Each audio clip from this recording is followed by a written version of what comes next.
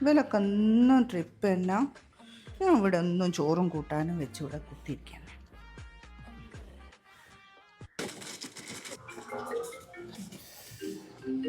തേങ്ങ എന്റെ പൊന്നാര ക്ഷമി, എന്നോട് ഞാൻ പറഞ്ഞില്ല ഓഫീസ് ടൈമിൽ എന്നെ വിളിക്കരുതെന്ന്. ഞാൻ ഫുള്ളോടെ പണിയിലല്ലേ. അതല്ല ഷെഫിയെ, നമുക്ക് എട്ടെങ്കിലും പോവാനോ?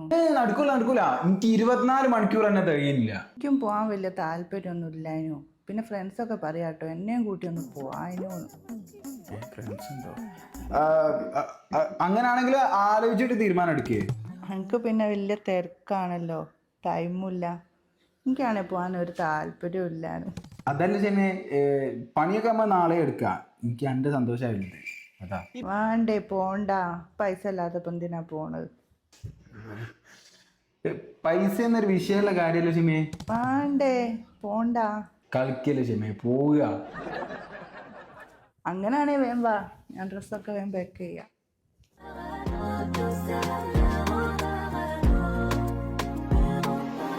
അപ്പോൾ ഗൈസ് നമ്മളിപ്പോൾ ഉള്ളത് വയനാട് തന്നെയുള്ള വൺ ഓഫ് ദ ബെസ്റ്റ് റിസോർട്ടുകളിൽപ്പെട്ട ലോഡ്സ് 83ലാണ്. ഇതൊരു ക്രിക്കറ്റ് റിലേറ്റഡ് ആയിട്ടുള്ള പ്രോപ്പർട്ടി ആയതുകൊണ്ട് തന്നെ ഇവിടുത്തെ എക്സ്പീരിയൻസും വ്യത്യസ്തമായിരിക്കും.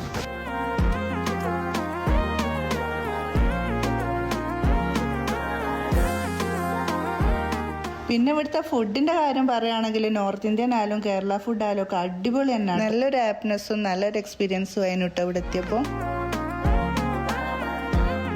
ഇനിയിപ്പോൾ റൂമിൻ്റെ കാര്യമാണെങ്കിൽ പ്രീമിയം ഫെസിലിറ്റീസോട് കൂടിയുള്ള റൂം, പ്രൈവറ്റ് പൂള്, ആഹാ അടിപൊളി.